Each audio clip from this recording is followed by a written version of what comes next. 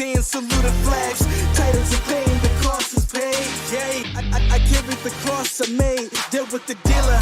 Baby, the hand was played, new level, next stage. Learn to lead as a legend. Now tell me what's my next stage. Yay, I said the champ is here, switch gears. Been keeping haters in the rear.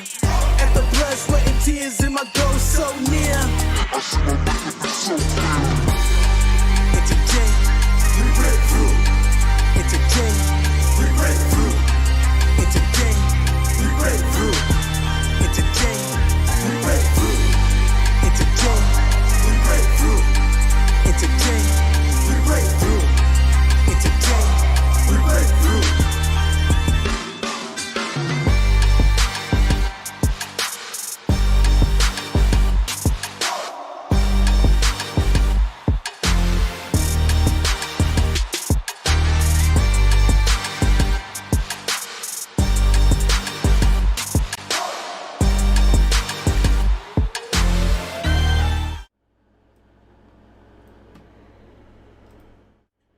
Oh, there we go. Yay. Let's see, is everything working?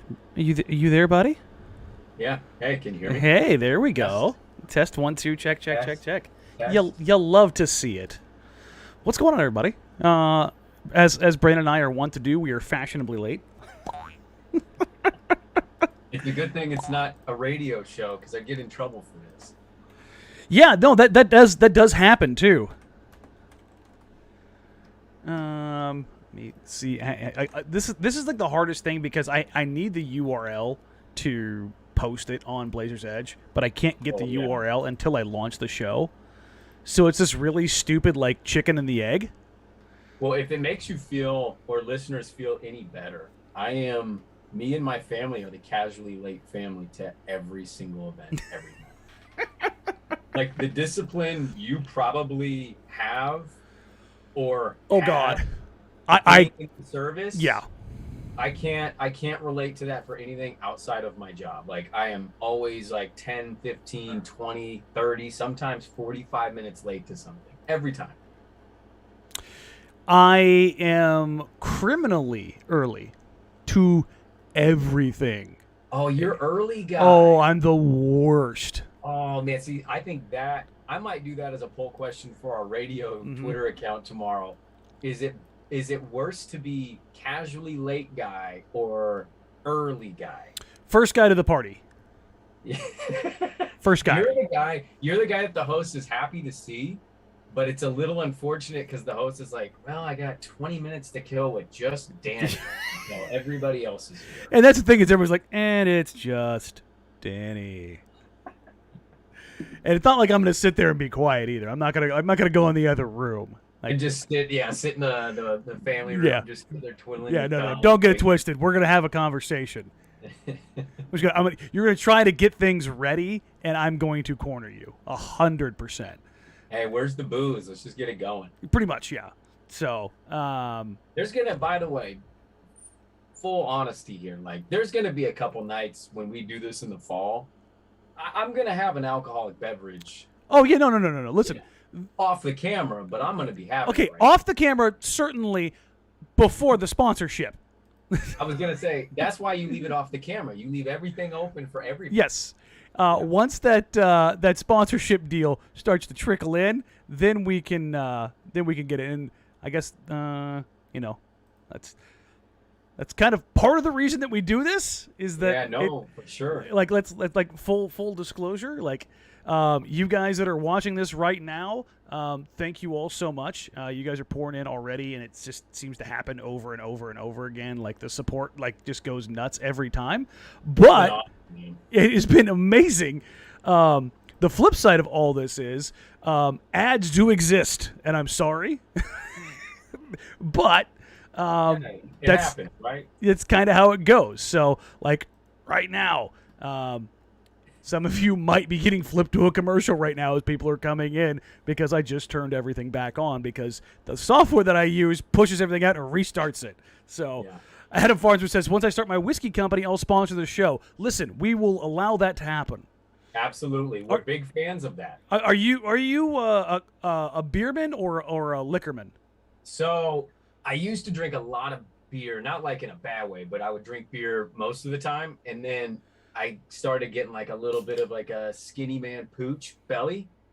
So I bypassed that a long time ago.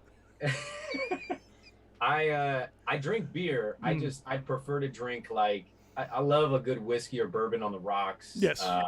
I'm a big fan of tequila. Like I used to hate tequila. I love tequila. What was the thing that springboarded you to? Was it that you just grew taste buds, or that you stopped drinking crappy tequila? Well, once my testicles descended out of my body, and fully, I became a man, you know what I mean? Yes. No, it was I did the prototypical thing. Everybody has a bad tequila story. Everybody. But it's never with good tequila. I think that is awful.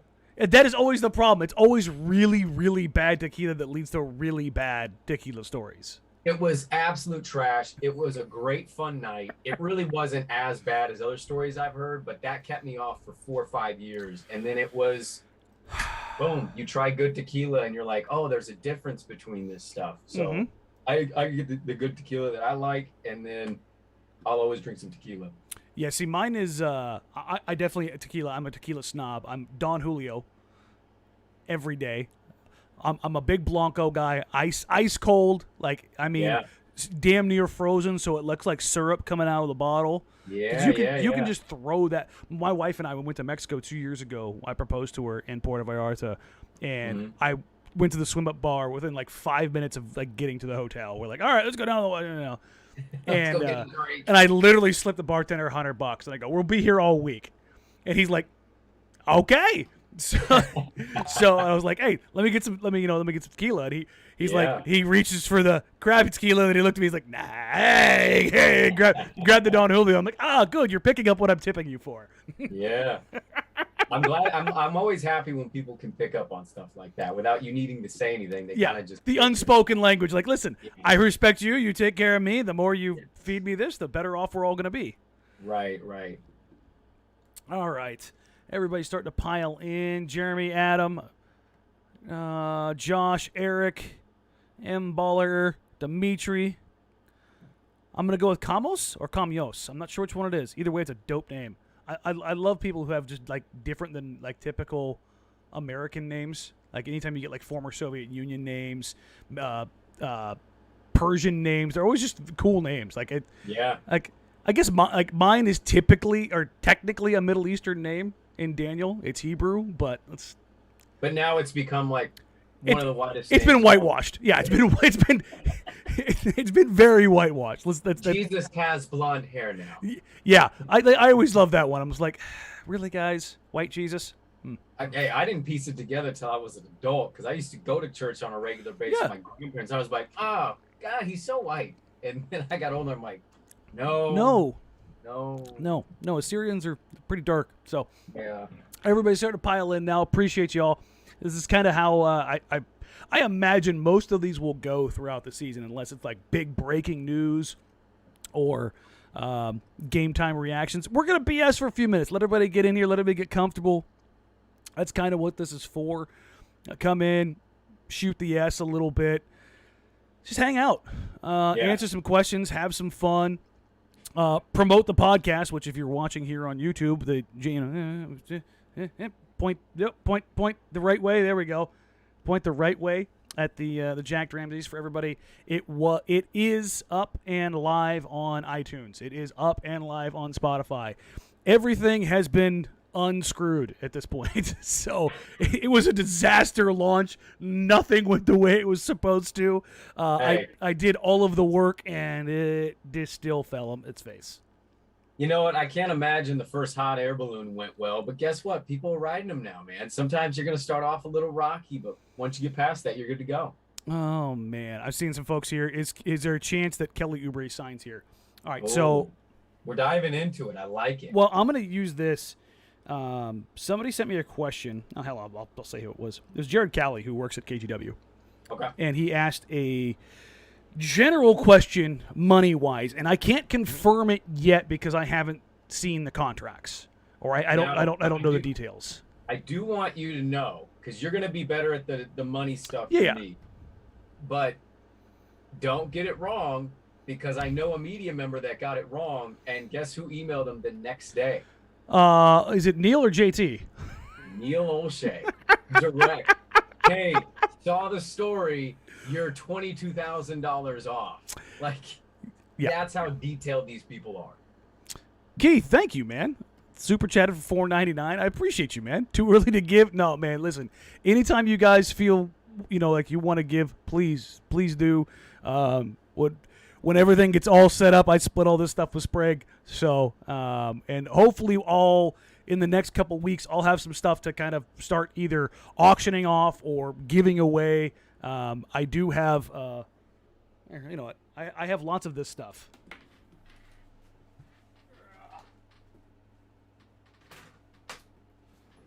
Stuff like, I don't know, team balls. Signed balls that are autographed by the entire team. Yes. I got like 5 of these. Got the Blazers on your balls. Around the house. Yeah. I love that. I've got a couple that are in cases. So I do have some extras around here. I've actually thought it'd be kind of cool to see if we could auction those off to people who would want them and donate the money. Like, just like, let's find a cool charity that everybody wants to get behind, basketball oriented, whether it's, finishing, parks or getting kids basketball shoes or paying for camps. That's the kind of stuff that I want to do here. So, we'll start getting into questions, but I want to hit on Jared's question because I think this is really prudent as far as what could dictate things, because I had this thought the other day, but I didn't put it out because I haven't seen contracts. I don't know whether Norman Powell's contract is front-loaded or back-loaded. I don't know if it's a static $18 million a year. I don't know if it's a progressive 8% raises. All that we know is that the vet minimum signings. Yeah. And so McLemore and Zeller are from the same class. Snell is he a year later? I think he's a year early. Now I have to Google Tony Snell draft. I got it right here. No, he is 2013. 2013. So they're all the same class, yeah. Which means their minimum rates are all going to be exactly the same, which is like 2.4202, I think is what it ends up being. Regardless, when you do the rough math, the 2021 salary cap is $136-ish million. Okay, the Blazers are about $1 million underneath that. Huh. Weird how they haven't used that TPMLE yet, huh? What do you think they're doing with that? I've been very curious. The more I think about it, the more I think they're not going to use it. It's got a real not use it vibe, doesn't it? What are they going to use it on? Like, who out there are you looking to give that money to? Nobody. Like Kelly, and I guess we'll wrap Oubre into this. Oubre is probably going to end up signing somewhere where it's like a 1 or 2 year deal. He's either getting that or a full MLE somewhere for like a year with a player option, much like Derek Jones, and try to hit the market again next year when there's more money out there. But outside of that, like, are you going to give that money to Millsap? Like, does he want to come here? Yeah, Kelly could get the mid, but I feel like he's going to end up getting a Danny Green or a George Hill contract. Like, I feel like that's where he's going to land. Yeah. 2 years 10, 2 years 8, 4 a year, 5 a year, whatever that. Like, I feel like that's kind of what his market is. I could be wrong, but I think it's going to be a 1-and-1 so he can hit the market again next year. Yeah, I mean, that would be smart because if he capitalizes on a good season, he'll have that opportunity. I'm still not. He should be firing his agent is what he should be doing, but that's a different conversation. Yeah, well, so does Dennis Schroeder, but I think we need to address the elephant in the room of if it's not an Oubre and Millsap. We haven't heard anything about him. Maybe he's deciding between the Blazers or the Lakers or whoever. What we need to put into reality here is the summer league team has got some guys that you wouldn't be stunned if they just transition over for $1 million and hang on, maybe get one more year, do a little something just to get that next 2-year contract. I wouldn't be stunned if it's Fareed or Beasley. Weird. It's almost like Fareed just appeared on the summer league team when it was announced Beasley was on the team. It was announced Moutier was on the team. Why wasn't it announced that Kenneth Fareed was on the team? Mm-hmm. Kenneth Fareed's a pretty high-profile guy, right? That's not your typical summer league player. Remind me again, do the Blazers need somebody that can slide in and maybe play some center on an emergency center? Yes. Huh. They need a 4 who can play the 5 when you need them to. Huh. Weird. That's almost like Kenneth Faried to a T. You know what? There's going to be a part of me that's not going to be mad because I wanted him over Nolan Smith. That's true. This is Neil O'Shea getting his guy. I got my guy, guys. God. It's just so screwed up because it's so predictable. Dude, it's like a 3 degrees of Neil O'Shea. There is always a connection to one player when Neil brings him in. There's always, like, he's best friends with his agent. He picked him when he was the Clippers. He almost drafted him. He was picked before. Like, he was named, Neil O'Shea said he'd like to go after this, and it's just like, yep. God. Oh, God. I'm gonna derail it for a second because somebody just hit me. Jake, what's the origins of Marang? Because this is actually a really stupid but ridiculous story. Yeah. Where do you think the name Marang comes from? You're gonna get this wrong, so just go ahead and go with your gut. The way you're teasing that makes me want to guess something like way out there that makes no sense. Oh, it does. It makes absolutely zero sense. Great. I'm gonna say Greenland. No. Most of my family is either French, American Indian, or Dutch. The American Indian side of my dad's side is like a generation back, and then nobody knows. Like then there's people who came over. We think from either Italy or Portugal, but the family tree just kind of gets lost. Mm. But on my mom's side, it's almost entirely Dutch, and my name was like this long. There we go. And it got shortened and changed in a million different ways. The stupid thing is, the name Marang is like Malaysian royalty. Yeah. Like that's the word they use for. No, like it's a family. And so I get like 100 Facebook friend requests and IG requests and follows and stuff like that, and have for years because people think I'm somehow related to them. They think you're Malaysian royalty, huh? There's a whole like resort beach like area like the Marang. It's really dumb. So I mean, you have to visit it at some point. At some point in time, yeah. I want the wife and I want to go to Southeast Asia for a trip. I've done a little bit of it, but I haven't done like the full like island hopping tour. That's really I highly advise doing it. Yes, you've done that, right? I didn't really hop islands, but we went to Vietnam for 20 days. Yeah, and that was amazing. Yeah, see, I want to do like that because I've been to Vietnam and Thailand, like I've and Korea and stuff like that. But I want to hit the South China Sea, like hit the smaller outlying islands and stuff like that. Go real tropical. Yeah. But yeah, now that I completely derail it, because that one, when it comes up, it's always one of those things like, this isn't what you think it is. Like, nobody knows where, like, somebody was like, screw it. Somebody probably had, like, a meringue pie, like, right there by the window, and then they were like, meringue, there we go. Let's spell it differently. Yeah, just spell it completely different. Let's go with that. White. We're white. We're not Malaysian. Oh, God. Harrison Winkler, scale of 1 to 10, Trailblazers offseason. Okay. Well, you need to kind of take this in like pieces. Okay. There is admittedly a part of me, like, it's forever. However I feel about O'Shea, it's unfair to really give a scale of 1 to 10 until it's completely done. If I'm to gauge it on what they've done, I'm giving him like maybe a 3 or 4. Yeah. Like, I'm not one of these guys. Like, I'll admit, like, okay, I like McLemore. He's been shooting really well as of late. Like, you go back to 17, 18, like when he started shooting 40% from 3, averaging 5-6 threes a game. Like, that's not bad. I'll take that. Tony Snell, he's a hit and miss guy. You know, he can shoot what was the stat? 66% on open threes. Him, Joe Harris, and Ant were the 3 best catch and shoot 3 guys, and have been really for a couple years. But then he almost always ends up finding his way out of a rotation eventually. Because he can't do anything else. Right. And then Cody Zeller's great. He hasn't played more than 58 games in 4 seasons. Yeah. So Yusuf Nurkic really have a big guy that can't stay healthy. Yeah.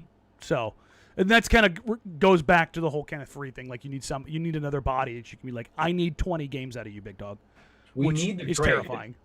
If he trade or no trade, Norm was great to re-sign. That's why I would give it a 4. But the minimums, like, those don't move the needle for me. That's not going to change it. I know it's like, oh, something new and shiny, and like you can talk yourself into it. Is Cody Zeller better than Enes Kanter? Depends on what you want. Like, you can't give him the ball and say, go get me a bucket during the regular season. That's not what he does. But he's bigger and not slightly. He's a better defender. Don't get me wrong, Cody is not a great defender by any means. He's solid, but he's short-armed and heavy-footed. But he's got a decently high basketball IQ. He will make the right plays. Kanter lags behind on plays when it comes to processing and playmaking outside of me get ball, me score, which he's very good at. But the flip side is that Zeller lacks some of that, but he gives you unbelievable ball screens. Him and Steven Adams may set the hardest screens in the entire NBA, and I'm not kidding. Zeller kills people on screens. It's borderline criminal what he does. Yeah. But he's a finisher. Like he's decent as a roll man and around the rim on putbacks, but you're not saying go get me a bucket. So you're getting those trade-offs. The point you just said at the beginning, I thought it stuck out to me because when I saw the Cody Zeller announcement, I was like, okay, cool. And then like I saw it, not everybody, but I saw, you're on Twitter, you see kind of reactions, and I didn't really follow the snapshot. Well, it's an upgrade. He's better than Ennis. And I'm like, is he better than Ennis? Yeah. Ennis is one of the best offensive rebounders in the NBA. He's pretty good around the bucket. Well, he's third in field goal percentage last year around the rim. He's incredible as a finisher. He's not a great defender. Okay. No. Most of the league is not great defenders. And I understand that was a weakness for them last year. But I don't know if Cody Zeller is going to take them from, what were they, 29th, 28th to wherever they want to go, top 12, top 13. I don't know if that's going to happen. So it's like this instant reaction of he's better.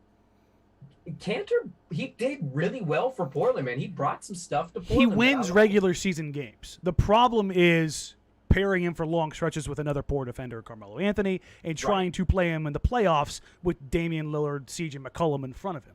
Like, that's the death nail. Danny. That's not roster construction. That's all Terry. Come on now. It's Terry and it's effort. Damn it. Hi, Neil. I hope Neil's watching. I hope so, too. Go to hell. You're not good at building a basketball team. Oh, God, I'm so tired of it. It's just, God. Let's see. We'll circle back to, I see you guys' questions, and I'm going to get to them, guys. I promise you. Yeah, let's get to them. But I want to kind of touch on this whole idea of, like, what is transpired before we move forward. Yeah. And when we're talking about what has happened, they signed Zeller, which, okay, it's not a great move, it's not a bad move, but the needle is still here.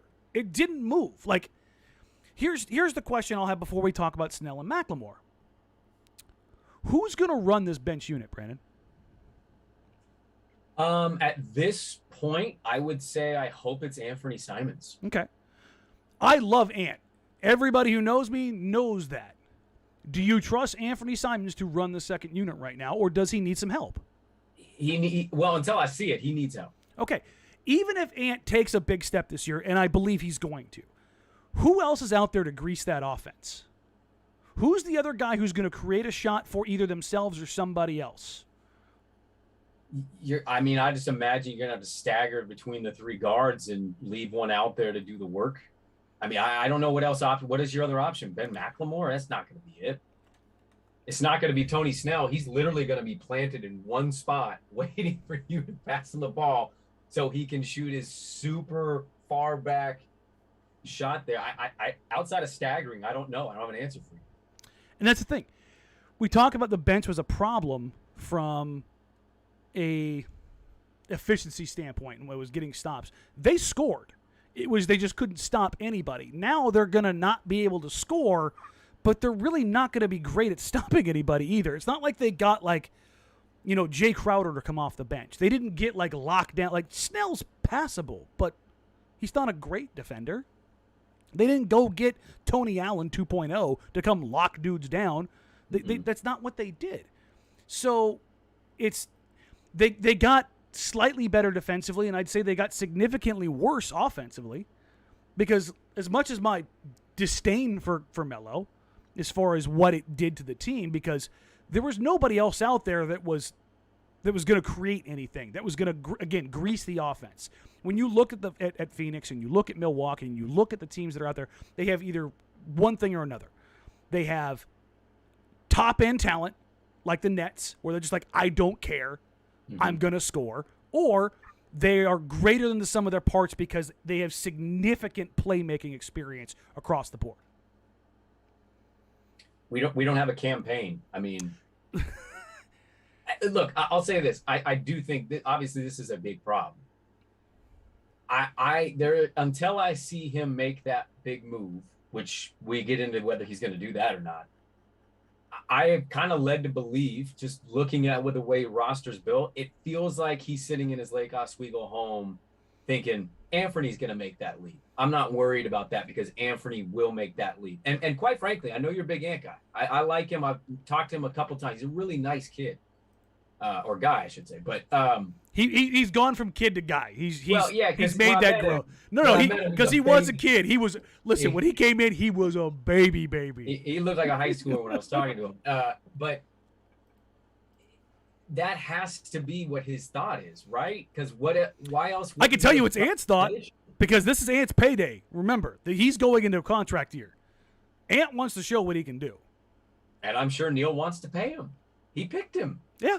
He wants them to hit. There's no doubt about that. So this is basically shaped in that manner, right?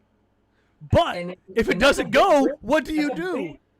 But see, this is where this all ties back. Like, this is where, to me, it's not negativity. It's just looking at the big picture and being honest. If Ant doesn't take that jump, are you hinging this all on Anthony Simons to take that leap? And that hinge is Damian Lillard staying with Portland or not. That seems like a hell of a gamble to take, and that has nothing to do with Ant.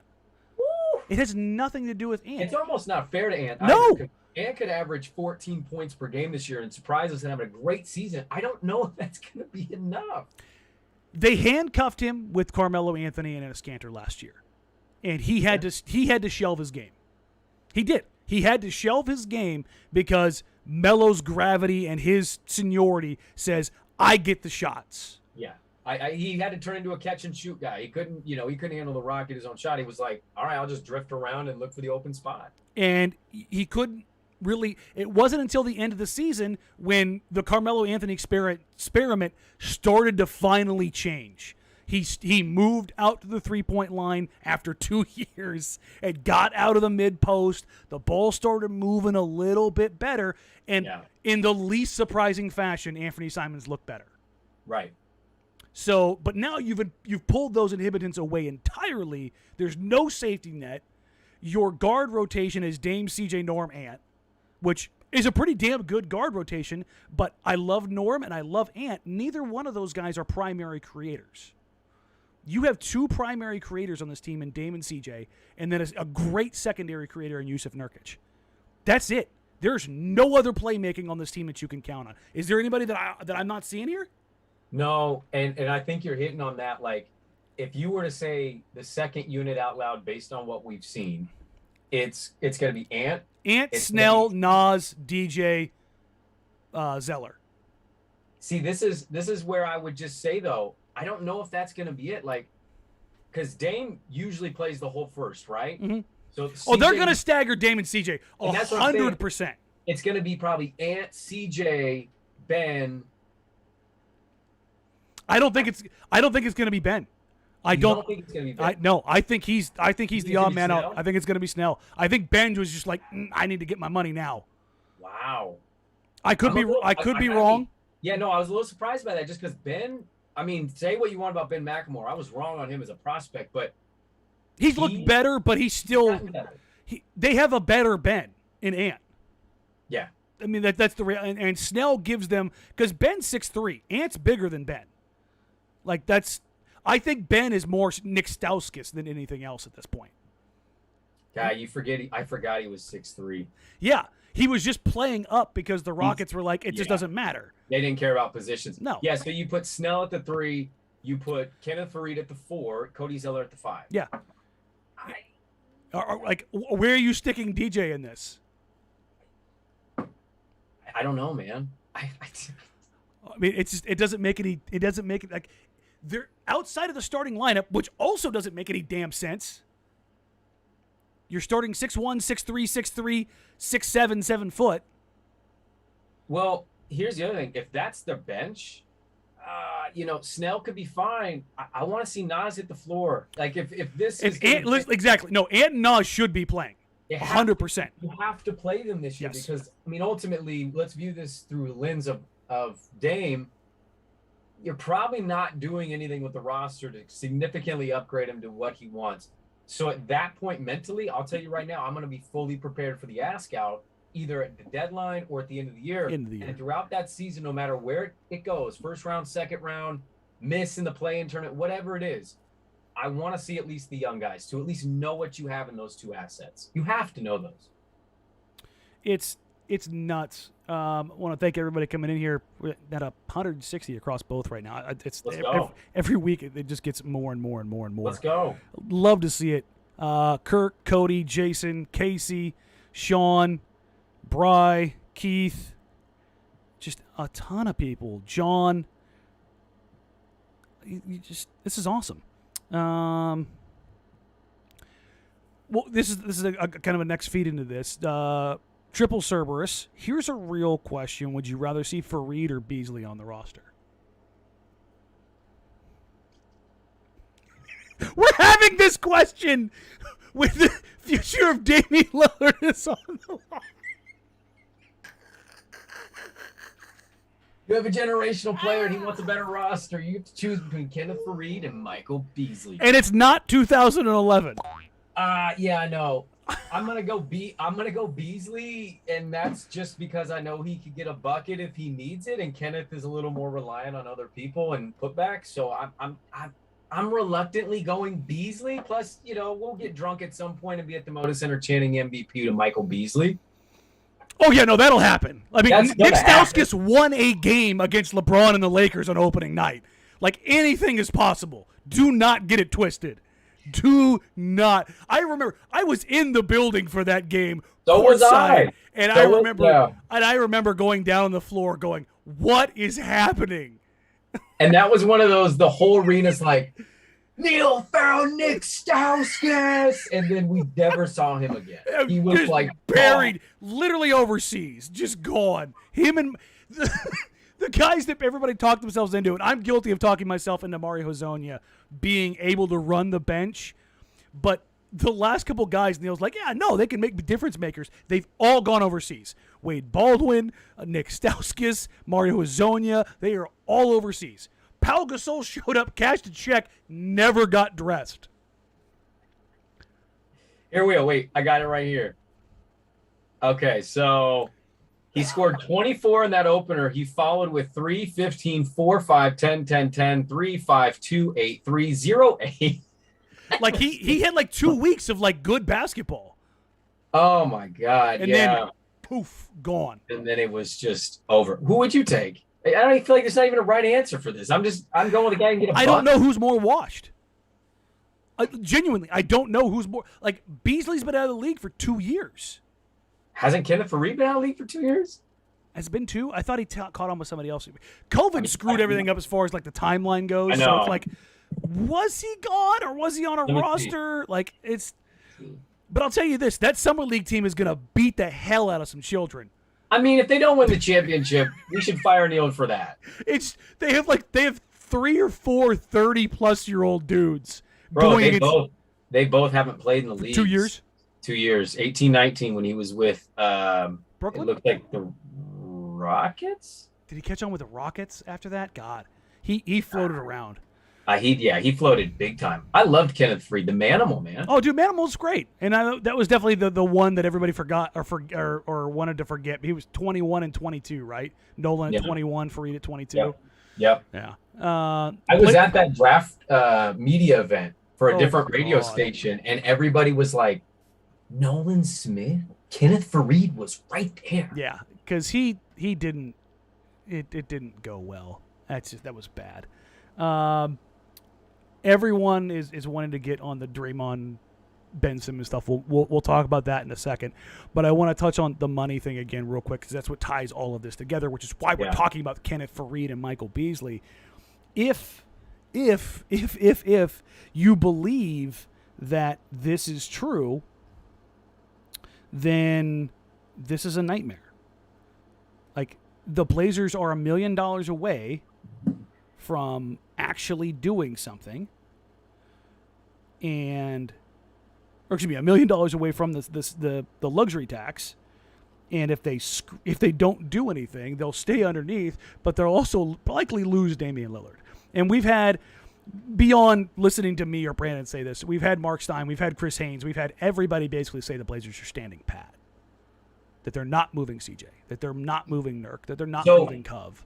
I talked about the Stein thing today on my radio show. I could not find for the life of me. I saw the quote, just retweeted it, and assumed it was in a green room, a Spotify green room. Okay, I couldn't tell if it was a Spotify green room or a Substack letter. I couldn't tell where that was coming from, but dude, Mark Stein is plugged, and I know he honestly prefaced it too. He said, "This is not reporting. This is what I'm hearing and getting an opinion." But when people like that are Mark or Zach give opinions, they're talking to the highest levels. Trusted, yes. Yes. There's no doubt about that. Thank you, everybody, coming in. We're over 200 right now at 212. If you haven't already, subscribe here to YouTube. I'm going to dump the links for the podcast into the chat real quick. Boop, boop, boop, boop. And if you haven't already, please subscribe to the podcast. It is a brand new feed. That is the trade-off, ladies and gentlemen. Welcome to the real world where you have to make compromises with your soul.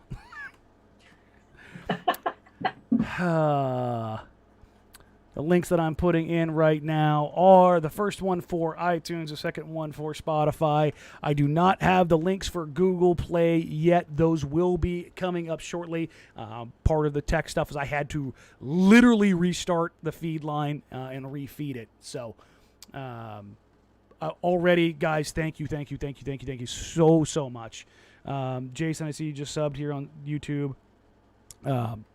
It means a ton, guys, truly. Tim Wilson's got this question, and we'll get to it here. Question for both of you. Do you honestly think that CJ will be traded before the season starts? Sadly, no, man. I think we got to be honest. Read the tea leaves. Yeah. Nobody is indicating that that's going to happen. So the only way that would happen would be a Godfather offer, and that doesn't look like it's going to happen with Ben Simmons. Well, yeah, that's the other thing. I don't know who that guy is. He's plugged in with Clutch. Okay, I was gonna say I'm not gonna diminish his credibility, but he's not a broad scope guy. He is plugged in with that group. Well, okay, so assuming that is true, his report today was basically Ben Simmons saying, "Portland? Nah, dog, go away." The funny thing is, everybody's like, yeah, see, you can't get free agents to Portland. He also threw Toronto, which is listen, it may be Canada, but if you haven't been to Toronto, Toronto is a party city. That is not it's not a nightlife for a young 25-year-old black millionaire. No. Do not get it twisted. There is a reason why guys like DeMar and Lowry have stayed there. Yeah. It is not a bad city to live in if you want that particular lifestyle. It's not Miami, but it's not Oklahoma City. Well, I'll tell you the reasons that he said that he only wanted like Golden State, no Portland, no Toronto. I mean, those in itself, like, look, I've been a full on, and if they still pull the move off, I'll support it. But I'll fully admit that it was troubling. It's like, wait, for what reasons do you not want to go to some of those cities? Like, you want to be a socialite? You care about that? Oh no, there's mental issues as far as like caring about basketball. Yeah, well, like, that's always been the thing, and that the whole idea of like the reason that you could get him for CJ and maybe some picks is because of that. Otherwise, he wouldn't be available. Because talent-wise, Daryl's screwed now. Like the Clutch pulled out the pry bar. Like I said that on Twitter, they pulled out the pry bar. Like, oh, you think you're gonna wait on this a month? No. We want action now. And they popped the lid off that thing. Like you think you're gonna get a James Harden haul for this? No, we went out, homie. And that's nah. You're not getting that return. And honestly, no team should have to pay that. You were including him in the Harden trade, first of all. Second of all, like, that's not realistic for what we just saw. I know he's 24, he's an all-NBA defense player of the year type of guy, but like, we just watched him mentally melt down in a big moment. And that doesn't mean his career is over, but it's like, I'm not giving you the world, the moon, the stars for a guy that I'm not even sure is going to play basketball in 5 years. That's the crazy thing, right? I mean, they said for the right price, sure. Danny, who buys a basketball hoop as a basketball player worth $100 million and doesn't have a court? I mean, if I won $20 million tomorrow, the house I buy is going to have an indoor basketball court and a swimming pool. Like, that is a no-brainer. The funny thing about this is, during COVID, the number of guys who didn't have hoops, like, we talked to Gary, talked to Ant, talked to Nas. Like, they had the PF. So there was never, like, a need for it. Right. Because, like, I'm not going to throw out where they live. They live close enough. Right. Right? They're all in the general same area. Yeah. And one of the things was, like, there was a mass shortage of, like, professional, like, high-level basketball, like, portable basketball hoops. And Jimmy Butler basically bought up, like 100 of them and was, like, mailing them out to dudes. Legitimately. So, yeah, it was pretty ridiculous. But, like, that's an actual thing, because some guys just like to divorce from that. But I think some guys learned from it. That was the funny part. Like, maybe I should do this. Here's the flip side. If not Portland for Ben Simmons, I kind of memed it earlier. Would you be on the Draymond train? Yeah. I mean, he's the best you could possibly do. So I have my questions about how good they really are going to be, but Draymond helps them defensively in a way that nobody else on this team currently can. Draymond or Siakam? Because they're two violently different players. I know. I actually think this is harder than people think. It might think it is. Siakam just signed that deal, though, right? Mm-hmm. Couple years younger. Siakam's 27, Dre's 31. Look, I hate to say this. I'll give you my answer. I think ultimately if you had both deals sitting on the table, I think if you were the organization, you'd call Dame and you say, where do you want to go? I can tell you which way it's going. Well, he's going to go Dre, yes. Right? Like, he's best friends. Yes. Like, they're buddies. If you're just talking for basketball purposes, I think I want Siakam. And I get the Draymond, but I like having a 6'8" wing who can shoot inside, 6'10". outside. 6'10"? I mean, he's okay, big. Like, he's 6'9", 6'10". He's big. I think he's a good player. I think he's a good 2 or 3 on a talented team. And he's still what? He's 27, 26? 27. He's still got Dre's 31. So you're 4 years is not a small window when we're talking about prime. And now Dre's deal is not a disaster. It's not great. It's 100, right? It's basically 400. Yeah. That's fair for him. Yeah, no, it is. I mean, I'm terrified of Draymond in the sense that he relies so much on quick twitch. I am waiting for that athleticism just fall off a cliff. Mm-hmm. It's not about being like the fastest or the most explosive. It's chop step here, chop step there. Just like stuff that you don't really notice unless you're really looking for it. His brain's always going to allow him to play ahead of people, but I don't know when his body is going to catch up.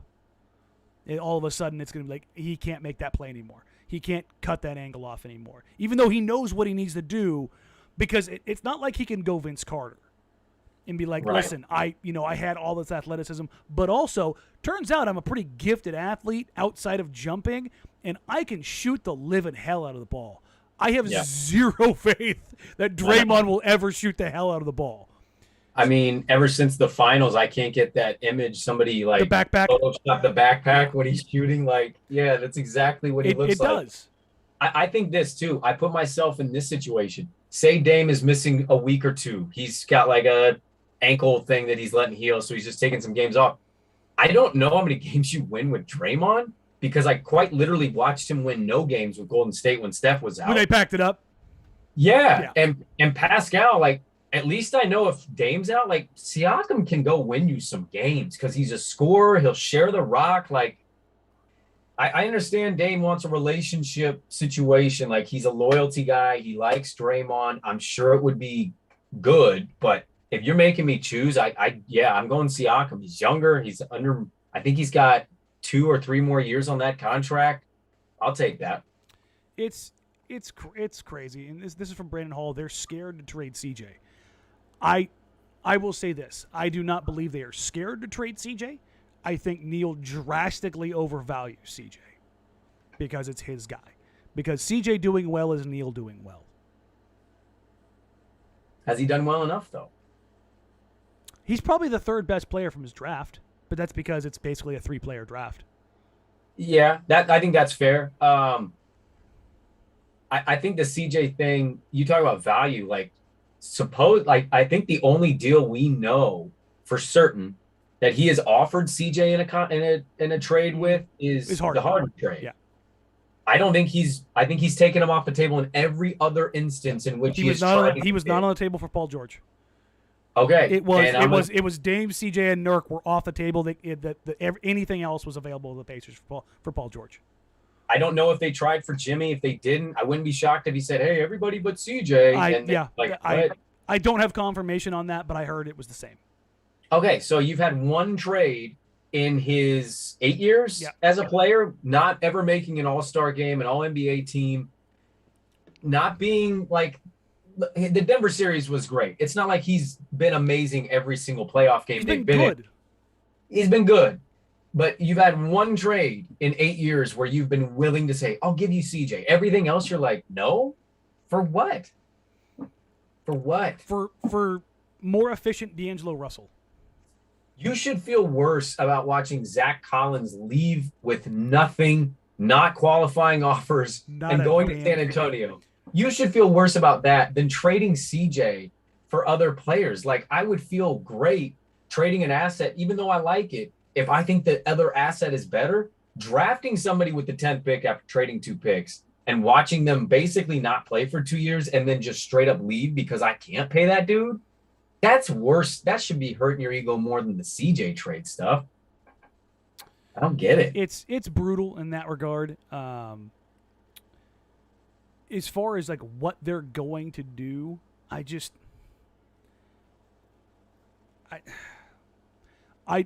somebody in here said that they think if they don't make a trade, I'm sorry, let me see if I can find the comments. Yeah. If they don't make the trade, that Dame's gone by the All-Star break.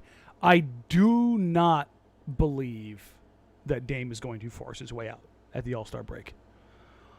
It's too disruptive. I see the logic. I wouldn't be stunned, though. I would, because it would be such a stark contrast I know. to everything he has done. Dude, I really think you can make the claim that it's already reached that, right? And for good or bad or for whatever reasons, like, I don't necessarily blame him, but he's going to turn 32 next summer.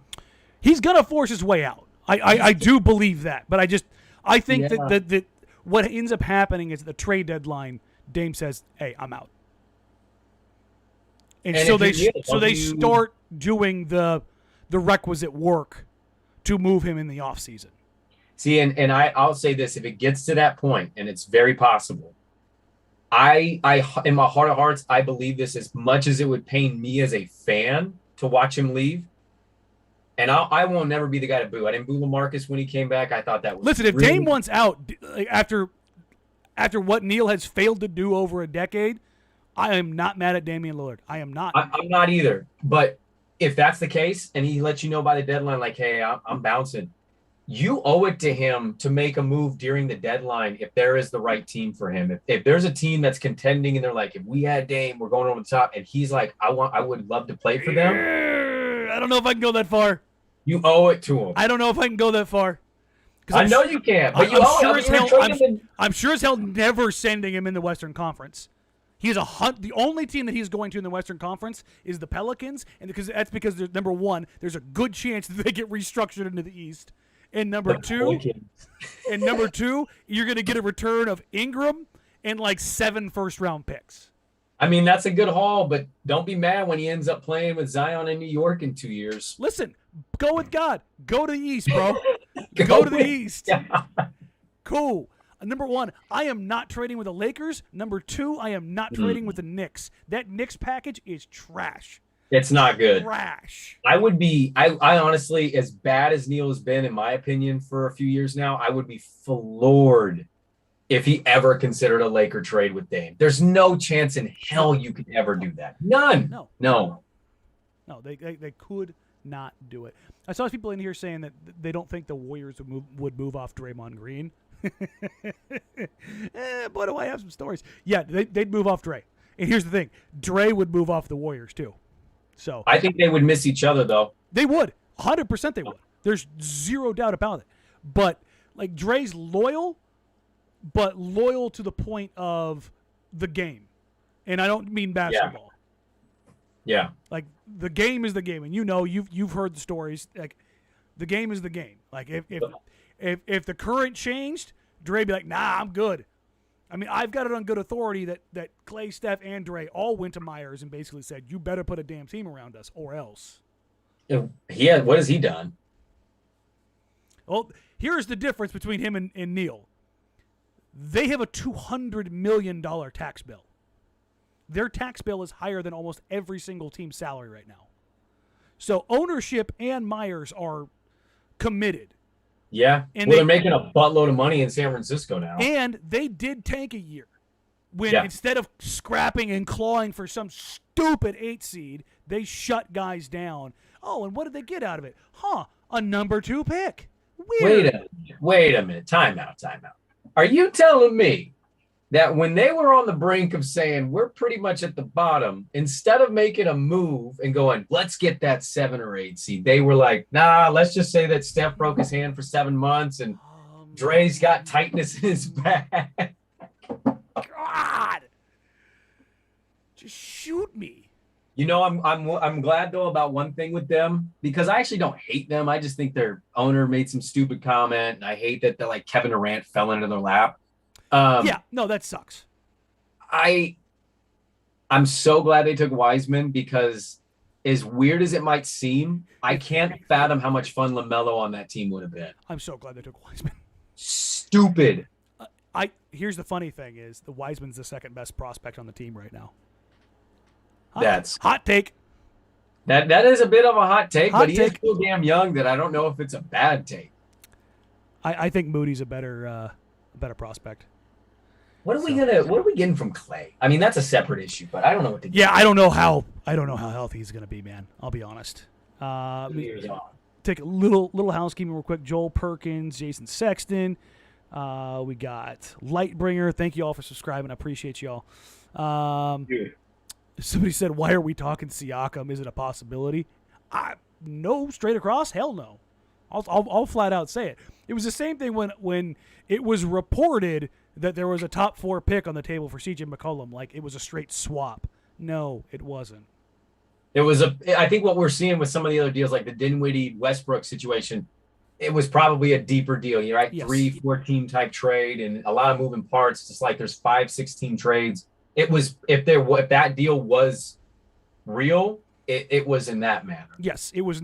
And that's what I kept, when you and I talked, when that stuff came out, I was like, the hell it is. That is there. If the number 4 pick was straight across and it was not, CJ wasn't going to Philadelphia with Pascal Siakam in a Simmons deal where the Blazers were left just holding the number 4 pick.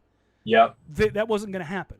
And that's why I was like, if that happens, I will do the Hot Ones challenge live on stream. Like, I will gladly do some stupid stuff.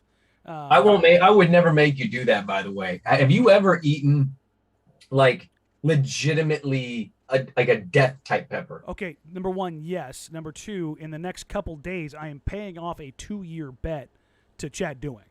And you know what I have to do? What? The Packy Ghost Reaper pepper chip. The chip? I have it in the closet right now. So how long have you had it? Number 1, they stopped producing them for a while. They were impossible to get a hold of. They were a couple $100. They started producing them again. It's been in there for a couple months. So I'm pretty sure, because you're a smart guy, you do know that spice is just getting spicier just sitting there. So I don't know if let me see if I can. There it is. Dude, I ate a hot dog once off of a food cart at a golf tournament for our station because I lost a bet. So I ate like the hottest hot dog. And this I was like, hey man, I like spice, but how spicy is this? He's like, you'll see.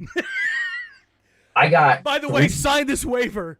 Bro, 3 bites and I got violently ill for Yeah. 24 hours. Yeah, I yacked. It was coming out of both ends, dude. Yeah. I was like I was cuddled up in my bed like I'm gonna die, and I don't care. Yeah, no, I am. The plan is, at the same time, I'm heavily medicated, so that I just don't remember this. So that's kind of the thought process behind it. I'm sure Doing will appreciate that. Listen, man, I've had to pay it off for a while. And speaking of paying off, we're at 254 across both platforms. I really appreciate you guys. Thank you guys for tuning in, man. We really appreciate this. I know Danny's doing a lot of the legwork here because I'm quite literally the laziest person. He's the pretty face.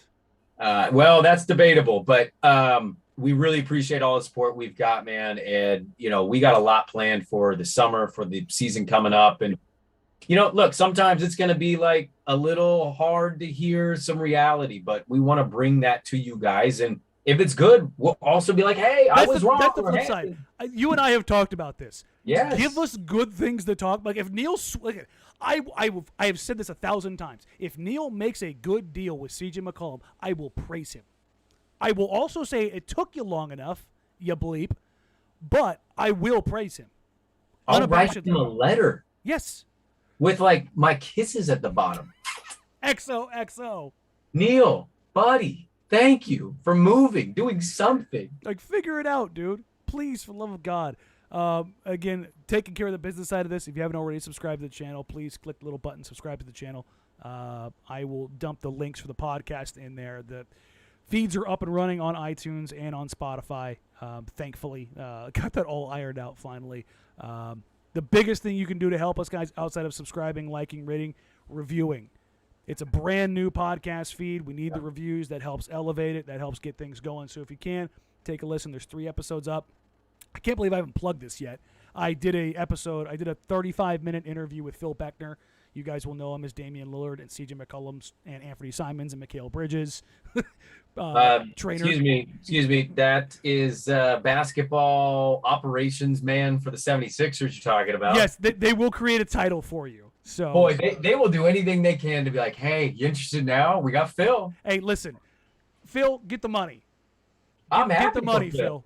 That's a great life that man is living. It is, and he's doing great work. If you're interested in becoming a coach, go check out Phil's series. It costs money, but if you want to be a basketball coach, he brings in the cream of the crop. The guys he works with are who they are for a reason. Yep. This is what his calling. He has figured out. He likes being a coach, but he likes being a guy who builds guys up, makes them better. That is what he has done incredibly well. And I recorded for 35 minutes, but I spent 2 hours with him going over stuff and going through film, and he is fantastic. Fan-freaking-tastic. So when you get done here, go check it out. Subscribe to the feed. Leave a review for Brandon and I. We've got more guests scheduled. As you can imagine, I've got a couple players that'll be scheduled that are coming up as soon as they get into town. Everything's ready to go. And we'll have other media guys. We'll have other folks come in. And we'll do 2, 3 at a time. And we'll open up some roundtables. And maybe one of these times we'll auction off some spots for listeners to come in during the live. And as long as you behave yourselves. And even if you're leaving a 4 or 5-star review, preferably 5, but your comment says, I hate Sprague. I wish he wasn't on, but I listen. Thank you. That's you also cool. I'm okay with that. Hate listening and hate watching is fully encouraged as long as it's downloaded and as long as it's a view. It's okay. I'm heartless. I'm dead inside. I can handle it. I'll be all right. All right. Again, a quick thank you to everybody. We got more people in here. Adam, Starship Captain, Neely, Alex White, Kevin, Chris Clinton, Ty Delbridge. Hey, Ty, I see you in there. Justin, Kirk. Hey, a little Qui-Gon. There we go. I see y'all, a bunch of Star Wars geeks. No I love judgments. it. No judgments. Hey, you got to be about that Star Wars life. I'm not anti-Star Wars, but I'm more pro Marvel. So that's more my jam. I think you could be pro both. I think you can, but I'm just saying I deviate towards one. Got you. Yeah. I get that. Tanvir Gamer, Cody, Evil. And I want to call it as many people as I see in here. Brandon, Cody, Jack. There's a lot of names I haven't seen here before. That's the Shout out. the cooler part. Let's go. Let's see. I saw a few questions in there. Ty, I saw you dump a bunch in here. Unfortunately for Dame, I look around the league and don't see a team we can go to right away and make them a contender. Yeah, I mean, it exists. It's called Philadelphia. So I was talking with somebody, texting with somebody a few days ago. Yeah. And they basically indicated to me that while Dame might not be happy with the roster, though the Haynes report came out and said he wants to give Chauncey a chance, and ultimately he's not stupid. He looked at the roster and probably was like, great, I can't wait to do this again. I was told that he also looked around and said, where are your prospects really? Yeah. There's not the team that's going to win you the championship. Philly is the team. Philly's the team, but I don't, you know. Tybal, Toby, Embiid is a good that's a good title team. Contending team. But you got to go the other side, right? Like Neil's not just giving Dame up for nothing, and Dame knows that. So it's like Dame basically, what I was told, has looked around the landscape and said, there's not really a lot out there right now. And this is why I have consistently said, if they didn't get something done, he was going to Chris Paul this with the Hornets, which is, hey, man, listen, you know where I'm at. You know what I want you to do. If you can't happen, or you can't make that happen, then I'm gonna be out. Like, I'm gonna force my way out, or we can do this the nice way. But you aren't gonna have me in press circles or scrums talking about how terrible it is here and how crappy you've been. I'm not gonna do that. He'll never do that. No, and that's the thing, is that's where it was like, oh, he's gonna force his way out. And I'm like, no, that's not. For Dame, and for everybody who's getting mad and like saying Henry Abbott had it all wrong. Listen, folks, Henry had the goods. There's a reason why Aaron Goodwin and Damian Lillard gave him a phone call.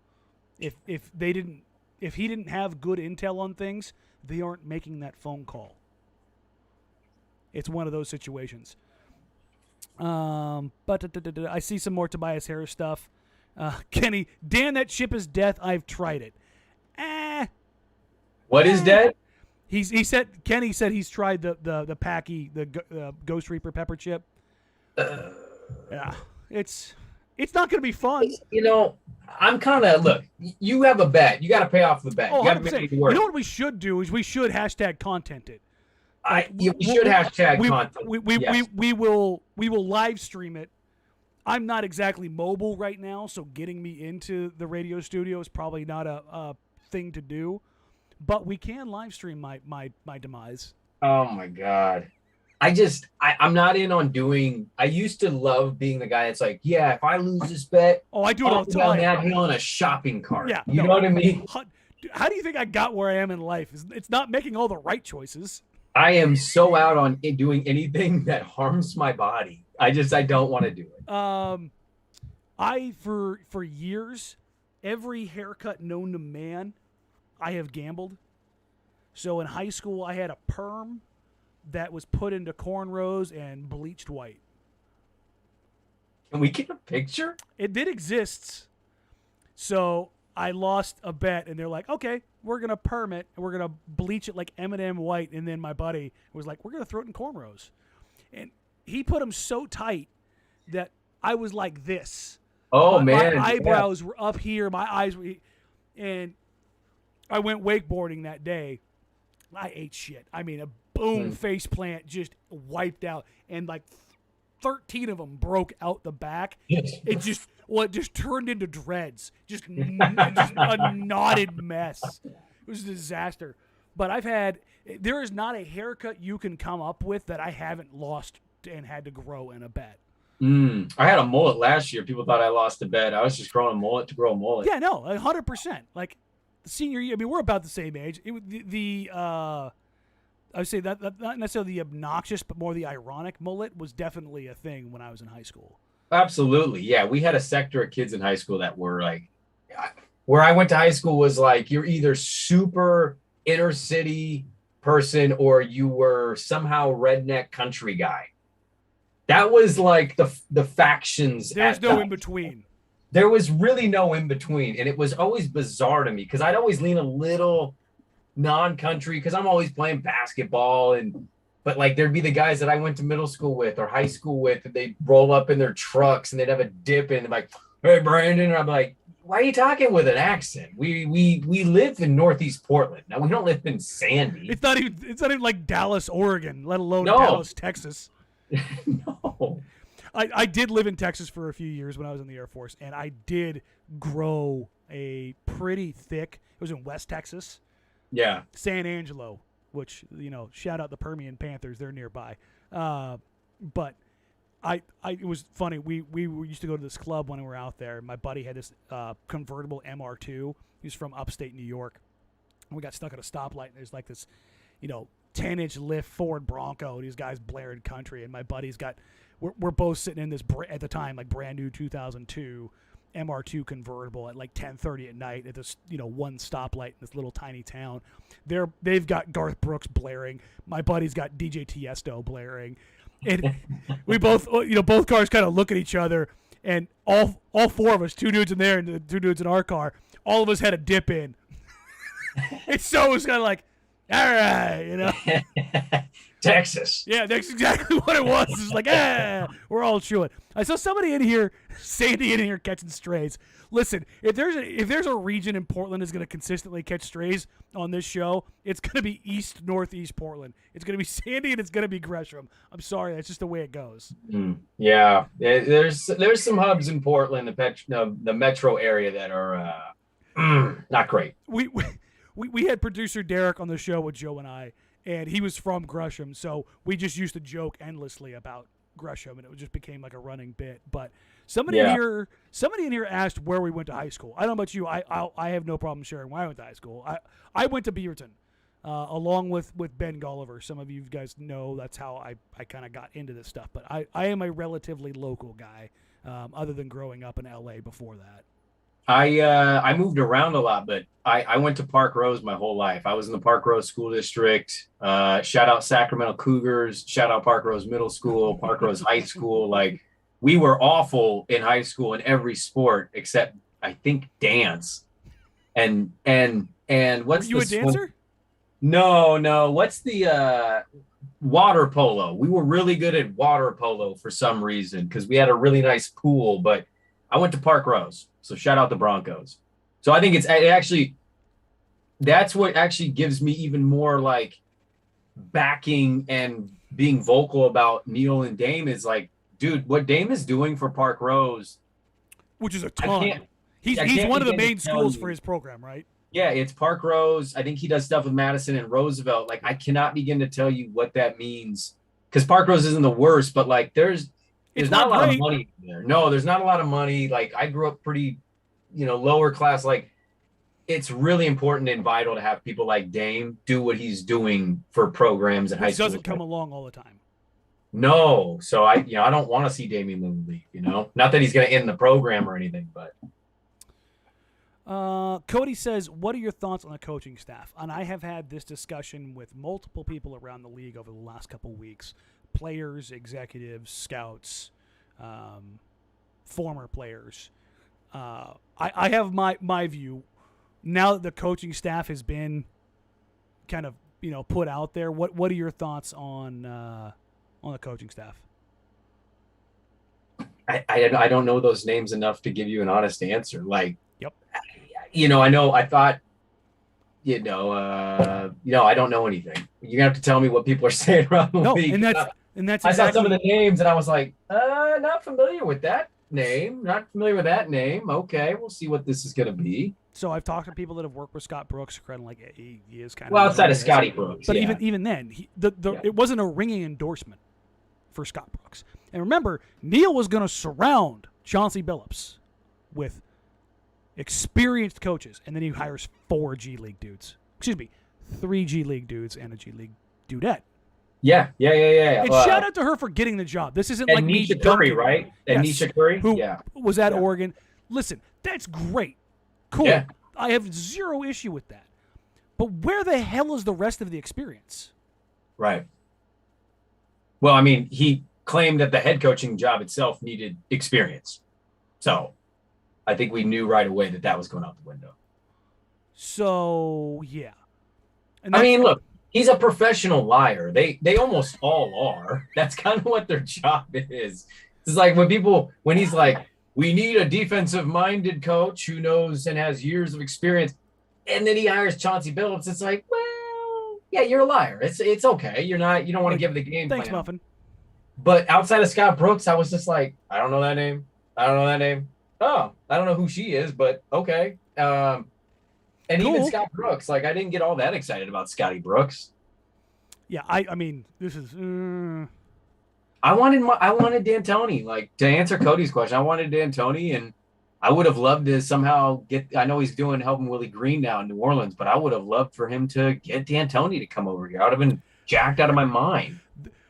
For the guys that seemingly weren't available, it's weird. All of a sudden, Jaron Collins and Mike D'Antoni were suddenly available to the Pelicans. Dude, like D'Antoni basically was coaching the Nets last year. You think Steve Nash was out there first year head coach, like knowing when to call every, you know what I mean? Like Mike was a huge instrumental piece of that staff, along with Ime. And weird. Where are they at now? what's the next question? I got 5 minutes. I got to put my kids to bed. Yeah, no, I got you, man. Nibble says he went to Gresham. He says, say what you want. We aren't Park Rose. And I tell you, so that's a really good ding, first of all. And we need more of that on this show. I like when people make fun of us. 2, yes, 100%. I think it's great. 2, not wrong. In fact, Park Rose, all the way to I graduated, like, honestly, I think we went 15, 20 years without winning a conference game. Oh, God. I knew it was bad. I didn't know it was that bad. Dude, my senior year, our winter formal, the winter formal football game is the biggest deal, right? We lost to Sandy. We lost to Sandy 81-0 at home. Jesus. So this is honestly what happened, real quick. We were not good, but every high school in the Mount Hood Conference had 2 or 3 middle schools funnel in. Park Rose had 1 middle school. So we would kick a lot of these. Pipeline. Dude, it was like, and some of these kids in our middle school would transfer. So like we would kick some of these other middle schools' ass in middle school, but then they team up with another middle school and they'd have double the talent. We'd come be like, it's still us. Still us. Francisco says, geez, I went to Gresham High School. What does that say about me? Listen, man, there's some David Douglas in here, some Franklin. Hey, Jason Wells, Southridge. Listen, I had an opportunity to go to Southridge. I was literally on the dividing line in Beaverton, and I was like, nah, I think I'm going to go ahead and stay with the state and national powerhouse at the time. My years at Beaverton, we were nationally ranked in football twice. So yeah. Hey man, my senior class, I think we put 11 guys in D1. So I'm always jealous of people when they're like, "Yeah, high school we went to state and yada yada." I'm like, we didn't come close to that. We did not. So we won a state title in all 3 in football, baseball, basketball. My class did, and like we were kind of like the golden class. Like we just had a ton of our entire offensive line went D1. Yeah. So, yeah, when that happens, you're gonna win. we had 2 6'8" tackles. One went to Oregon State, one went to UW. So and it wasn't like they were like going to like Alcorn or something like that. They were going to premier Pac-10 schools, Pac-12 schools. That's like Thomas Tyner, man. He was an amazing athlete and one of the best I've ever seen in person. I went and watched him at Aloha when he had the 10 touchdown game. The 10 touchdown game? Yeah. I went to one where he had 5 and then he sat him in the second half because they were killing somebody. But they're like, nah, pack it up. What people didn't talk about was, as amazing as he was, his left guard and tackle were both D1 O linemen. So every hole was like, yo, wham. This is the Jacked Ramsays Live Show is also the Portland Metro League live show. I love this. I know, guys. I know the volume stuff. Until I get moved into the studio, I don't have any of my sound stuff. Brandon, I believe, is on his laptop mic, and mine. Number one, I'm loud, and I'm straight into the PC. I don't have a board. Is our volume too loud? Mine's peaking. Oh, okay. So once I get the board, guys, that will get changed up. Cody says he's a Beards Beaver. There you go. I was class of 02, so my 20-year reunion is quite literally coming up. I just got the invitation last week, so, which is terrifying, absolutely terrifying. But we kind of derailed the Blazer talk a little bit there, but I feel like most of the people in here are Oregon regulars because there is a lot of David Myers here starts with the hats off to Beavers, here we come, little fight song. I wish I knew Park Rose's fight song. I never participated in that. We'll wrap up here in just a second because I know you got to put the kids to bed. And thank you all for coming. We held at like 200, 250 pretty much the whole first hour. That is rad. I see Alex Rappaport, Mike Gregory, you guys have subbed to the channel. Again, I'm going to dump the links in here for the show here real quick. Not this show, for the podcast. For anybody who hasn't yet subscribed to the channel, or excuse me, to the podcast. Thank you, first of all, for stopping by. And second of all, thank you all so much for the support. It has been absolutely overwhelming. This is the part where I have to do the BS song and dance. This is because this does make us money. You know, that's part of why we do it. I love the team, but it's also, hey, this is, you know, one of these things. Thick and Chunky show. I see you, Corey. It's another guy I went to high school with. Let's see. The idea of me making a basketball team was laughable. My dad wanted to move to Glide or up to Battleground so I could play varsity. Hey, listen, man, you got to do what you got to do. That's the hustle. You know, sometimes you need to relocate. Maybe, you know, find your way. Dame didn't go to UCLA. He went to Weber State. Remember, he went to where he could play. And that's a good plug here because Phil Beckner, in talking to him and developing Damian Lillard, he said Dame came on campus acting very, very much like Hulk Hogan or Macho Man Randy Savage, and he was very much not Hulk Hogan or Macho Man Randy Savage. He needed to check some of that real quick. Yeah, no, you coming from Oakland to Ogden, you got to bring some swagger. I mean, yeah, and Beckner told me flat out. He told Dame, you know, you don't work hard enough, which is kind of crazy to hear, but I'll leave it there as far as that. Dame works out at a buddy of mine's buddy owns a gym in Sem? Tigard. Yeah, Sem. And he works out there, and he's basically said, like, watching, because Dame will work out all the time. Dame works. Yeah, well, he said, I've never seen a human being like do that. It's unbelievable to watch. Well, I mean, you want to talk about a body transformation? Look at Dame's rookie year versus now. Yeah. He's put on about 35 pounds of muscle, and I'm not even remotely kidding. Right? No, for sure. He's got a mini Giannis transformation for sure. He is a truck now. And the crazy thing is he came in the league at 22, which you don't typically see guys go from 22 to 25 and get big. You see that. Like, go look at Ant, 18 3 years ago to now. Right. Myers Leonard. I mean, even Myers when he was Myers was real thin when he got here. He was super skinny. And then I'd see him after post game, he just lifted weights after they played a game, and he just say what you want about Myers, and listen, the other stuff not great. Oh that dude lived in the gym. Yeah, he did. Lived in the gym. Yeah. Let's see.